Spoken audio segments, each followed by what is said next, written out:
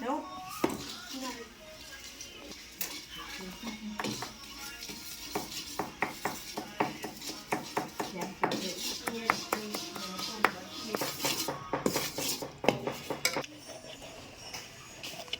Sâu luôn.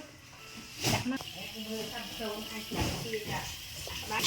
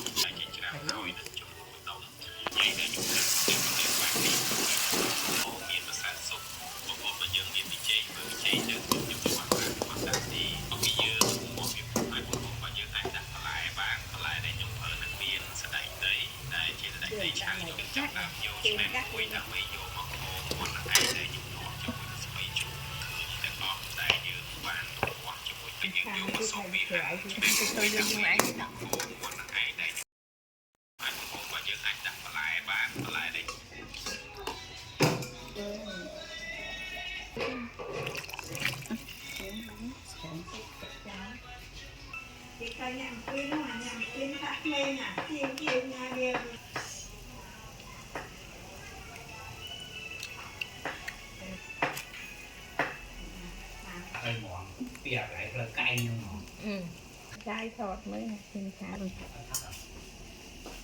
đã ơi người kia đã món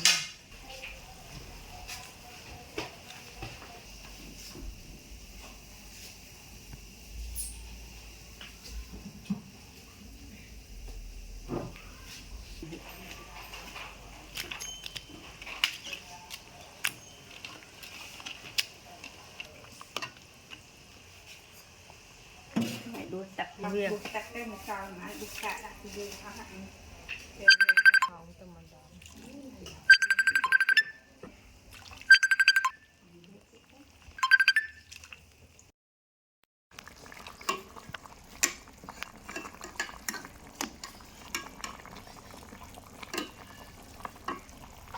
ngại như vậy nè ngại nhá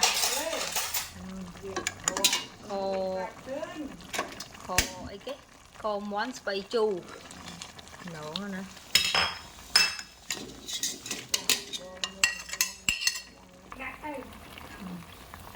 to món nữa to món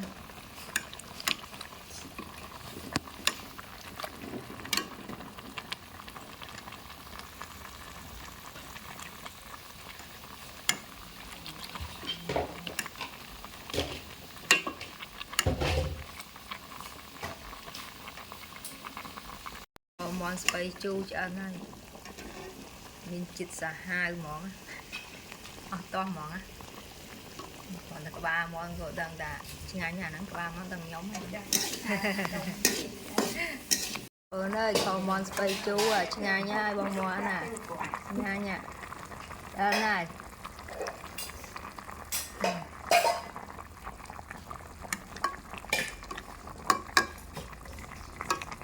chiết món á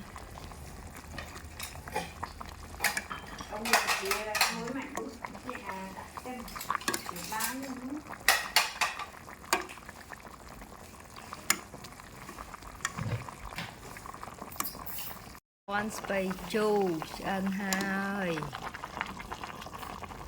mình chiết món á mưa thật có 3 món cái đằng chiết ra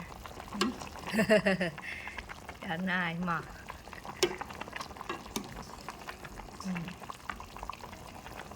đó món á anh này đặt tham tập 3 mới thử cái này tập 3 là kho kho cho anh này